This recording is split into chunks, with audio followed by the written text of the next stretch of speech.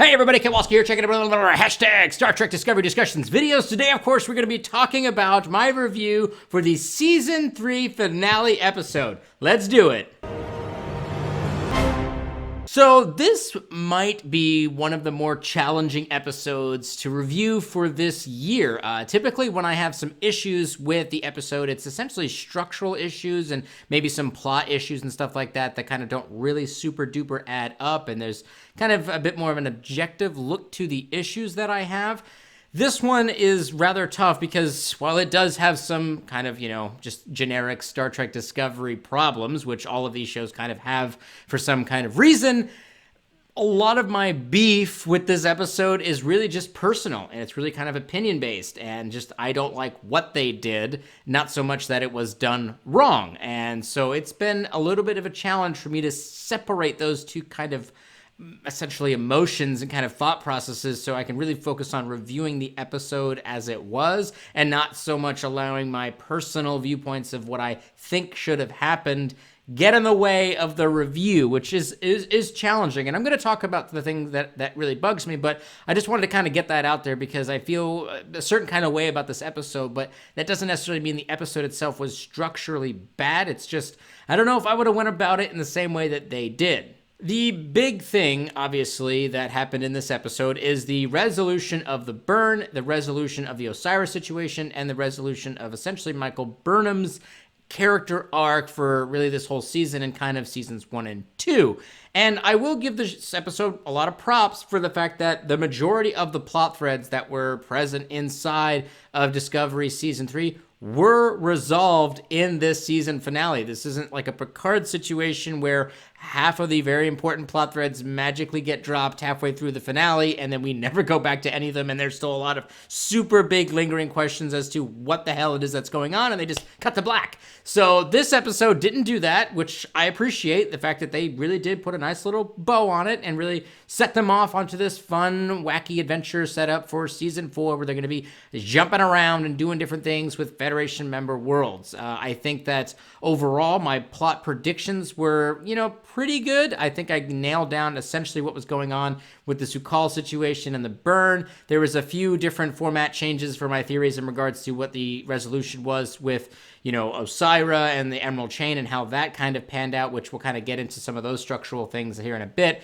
But the thing that I did not expect, and that we'll talk more about at the end of the video, which is the replacement of Saru as captain for Michael Burnham. I didn't think they were going to do that, especially since they were, really pushing that the show wasn't supposed to be about the captain. It was supposed to be about the other members of the crew, and I guess over time they've decided to change that, and now Michael Burnham is in the captain's chair, and I understand that, her character arc was essentially going to end in that fashion. Like, I obviously understood that that's where they wanted her to end up at some point, but I figured that would be a series finale moment, not a season finale moment going into a whole nother season. So that's why I was a little bit surprised that they did that, and I have some issues with that, but we'll get to that at the end. All right, so in regards to what happened with the chain, I felt like overall the resolution worked fairly well. There was a couple of really kind of head-scratching moments that really pulled me out of the situations that were going on there. I don't really buy the fact that the Discovery was able to get out of Starfleet headquarters without getting completely obliterated. That was kind of weird, or at least stopped in some way. There was a lot of Federation starships still inside the shield wall. Okay. When they were leaving and kind of in warp or whatever, they got blown out of warp because they set off a bomb or whatever it was that knocked out one of the magnetic nacelle things, and then suddenly the Emerald Chain ship they just cut to a sequence where it was immediately being swallowed up by the Emerald Chain ship, and the Navarre fleet wasn't anywhere around, even though just a few minutes prior they showed the Navarre fleet hot on their tail. It's possible they got some distance to them, but they needed to say that because from their perspective is that they're right behind them, and then they had this weird edit where the Discovery was already inside the Emerald Chain ship, so, whatever. That is what it is. I did like the idea of it being swallowed up. It kind of reminded me a little bit of the Packlet ship that we saw at the end of Lower Deck season finale, so that was kind of cool. Overall, the fight sequence between Osira and Burnham is pretty much by the numbers. They allowed Book to fight off the secondary bad guy with the crazy bad hand that we saw in episode 2. That fight sequence with him was a little bit weird, and I think a lot of people feel a certain kind of way, and I'm going to do a video that talks about this, which is the weird roller coaster-esque feeling of being inside the turbo lifts of the Discovery. It's this huge hollow ship, It's not quite clear how that works. I have a couple of theories that I want to put forward as to how that's actually functioning, and maybe some groundbreaking things that they're trying to put forward inside of the Star Trek universe of how ships are built. But as of right now, just on the surface level, it's kind of like, oh, that's kind of weird, but whatever. That was kind of like a bizarre moment. I didn't really need it. I'm sure that sequence probably cost a lot of money. I didn't need to see that guy get kicked out of a turbo lift, but again, this kind of goes back into things that I wouldn't personally do. Functionally, the fight was fine, and it was edited well, and he got pushed out of it and fell, 100 feet to his death, because that's how big and hollow the Discovery is, and I assume his brain splattered all over the ground. But overall, the resolution there was great. I like the sequence where they eject the warp core. Very Star Trek, the ejecting of the warp core, and I like how it kind of like went down this shaft, like this trash chute almost, instead of it being like this cool like ejection thing. It was like banging around as it was trying to get out of there. I actually thought that was kind of cool. That was a fun kind of aesthetic touch to the idea of ejecting the warp core and it just kind of falling out. I thought that was cool. I like the idea, even though I hope they really kind of just barely touched on it. I hope they get more into it. I like the idea that Booker's race is able to, manipulate the spore drive. I think that's kind of cool, and I really want to understand and see more of that, and maybe they're able to actually make some kind of gene therapy or something so that other people are able to then utilize the spore drive and it's not completely reliant on Stamets, or maybe they're able to replicate his, brainwave patterns into like an android body or some kind of mechanical body, and they're able to just use the spore drive without having a human interface. That would be, kind of cool. I would think that would be kind of fun, but I did enjoy that. That was pretty good.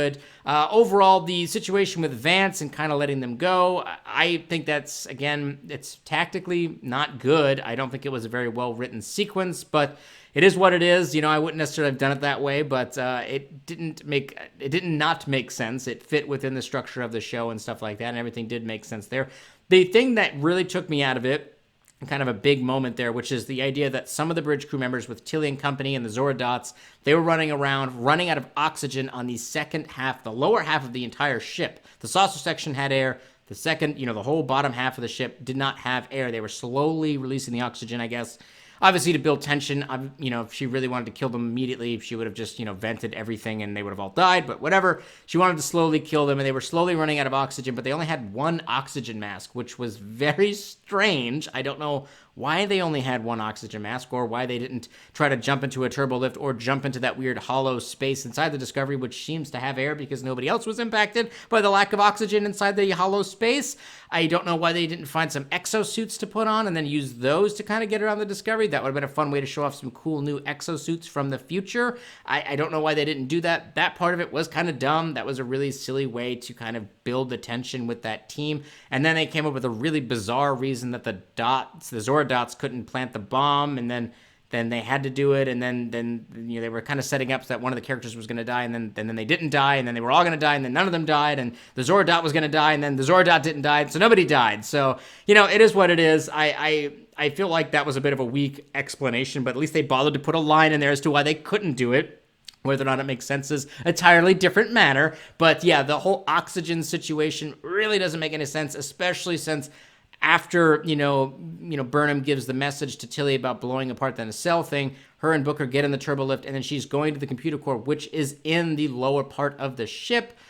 So it was a little strange that she didn't experience any issues with oxygen. Maybe Osira, put the oxygen back in that area because she knew that's where Michael was headed. I don't know. They didn't really get into that, but whatever.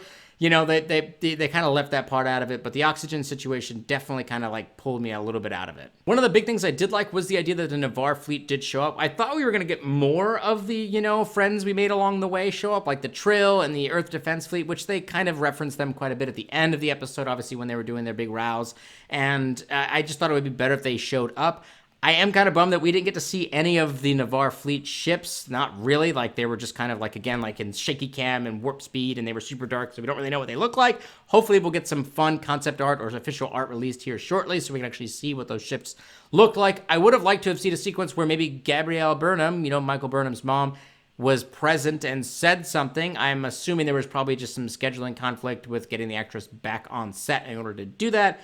it's okay, it is what it is, but it did kind of undercut the whole reason that she called them to begin with, which was to talk to her mom, and then we would have had a fun sequence where she was like, I'm here, baby girl, and I'm coming, which really kind of adds into her character feeling like she needs to kind of be there to kind of support her daughter and stuff like that, and give her the whole Kuat Malant thing as well, which is this Federation thing's a lost cause, and we're here to help that lost cause, which would have been kind of fun and kind of really dug into the ideas that the Federation was kind of decaying slowly, and then the end of this is really it kind of rebirthing with the end and the resolution of the Burn situation, kind of rebirthing like a phoenix rising through the ashes, restarting the Federation and getting back out there and having all this extra dilithium to kind of spread around the wealth with. So I felt like that would have been a little bit better, but I understand there may have been some real world issues with getting her there. I feel like they probably would have thought of that, but there's probably some other issues behind the scenes. But I did like the fact that the Navarre fleet did show up. So now let's transition a little bit over to the Su'Kal situation. I know a lot of people were hoping and kind of beating up on me a little bit that we were going to get, I just needed to wait for the whole story. We were going to get more. There was going to be way more. It's going to be something else. It's not just going to be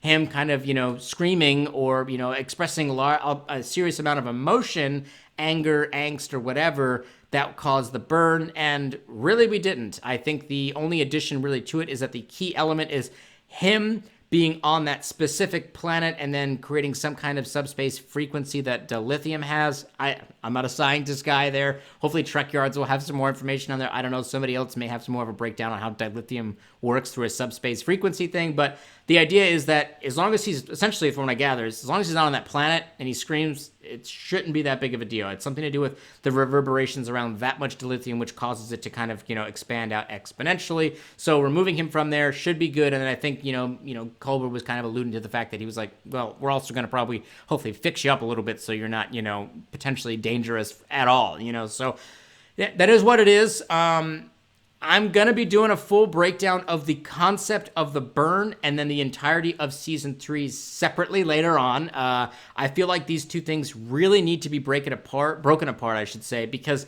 the burn construct, I feel like ultimately kind of weighed the season down. I almost felt like because it was constantly being pushed to the side and we were focusing so much on everything else going on in the season, as I've said many times in the past throughout this, throughout this third season, it almost felt like that was a bit weighing it down in some regards, and it almost felt like we almost didn't need to know about how it happened.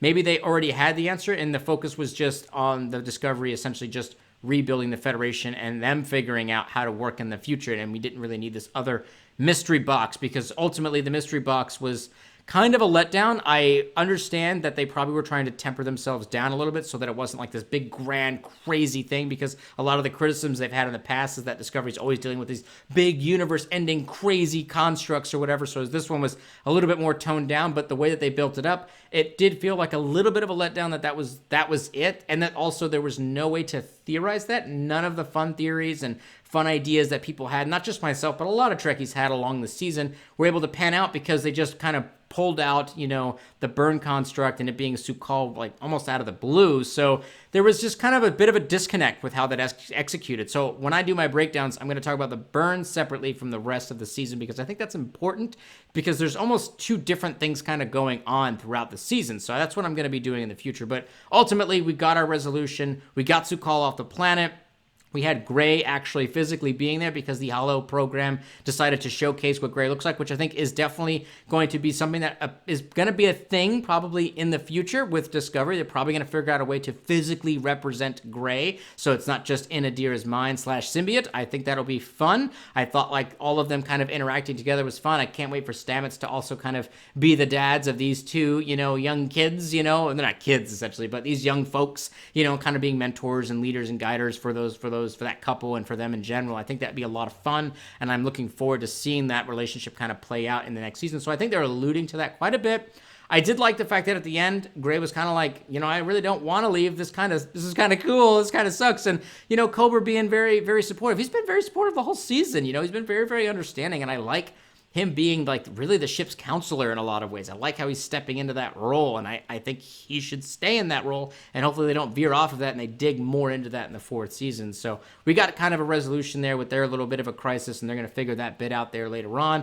I liked how Adira was Zahian. I thought that was a really great callback to the previous season. At first I didn't recognize what she was, and I was like, what is that? And I was like, oh yeah, right. So I thought that was really cool. I definitely liked that. I liked the sequences with Saru and Su'Kal, especially after after Saru kind of revealed his Kelpian form because the program ended.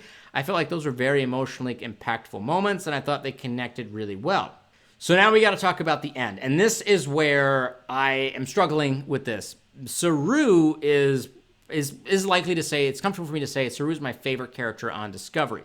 But Doug Jones, as an actor, he's getting older. He's not getting any younger. He's significantly older than some of the other cast members on the show, and he also has other projects that he wants to work on. So I am fully acknowledging and realizing that him taking this other role as Kelpian ambassador to the Federation from Kaminar may have been a more real-world decision as opposed to simply put a narrative decision.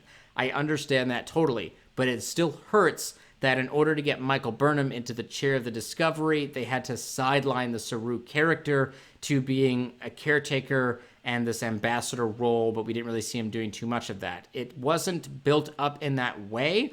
Michael's character felt like she was kind of working her way back up into being the first officer again, not the captain. But again, she did have a sharp turn about 3 episodes ago after that conversation with Georgiou, and I figured that was just a sharp turn to get her back into the first officer chair, not the captain's chair, but she did make captain. I have no problem with Michael Burnham being the captain. My problem is that they had to sideline Saru in order to make that happen within the confines of the 3rd season of Discovery. That is my beef. They didn't technically do anything wrong. Vance had the speech with her at the end, which was a little bit preachy and a little bit over the top, a little bit too much patting her on the back. He could have probably eased off of it a little bit. I expected the Admiral to give her a little bit more of an attitude that he's had all the season, but it was a little bit pat on the backy, but they put her in the chair. I think the gray uniforms look good. I know some people don't like them. I like the gray uniforms. I don't mind her being in the chair of the Discovery. Probably Tilly's still going to be her first officer. That's probably what they're going to stick with. I don't know. We'll see. She got promoted there at the end. I think she was lieutenant, but we'll see what happens there. I just didn't like the fact that Saru got pushed to the side in order to make that happen. And ultimately, it is what it is. That's my personal opinion. That's my personal feelings on it. The show didn't do anything wrong, so I'm not mad at the writers and the creatives behind it because it's technically fine and everything wrapped up fine.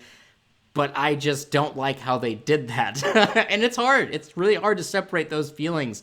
Again, like I said at the beginning of this review, typically my negative, emotions or perspectives and aspects of an episode of specifically of Discovery, it's usually around the structure or the plot or things that don't really make a whole lot of sense in terms of plot holes and stuff like that. So it's easier for me to kind of put the two things together. Whereas this one, it's like, I just don't like what you did, but how you did it was technically fine. It's just making me upset.